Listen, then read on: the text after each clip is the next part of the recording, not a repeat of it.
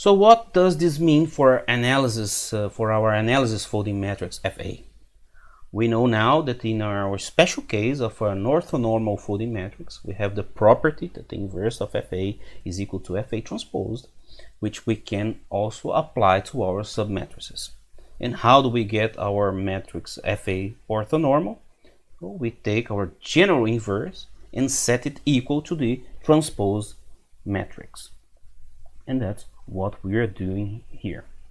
Now, when we assume that we have the determinant equals to -1, then we will have this result here. And we can see that the left side is the result of the inversion and the right hand side is the result of transposing. So looking at the two matrices with n going from 0 to n capital N minus 1, we see that h of n is equal to h of 2 times capital N minus 1 minus n.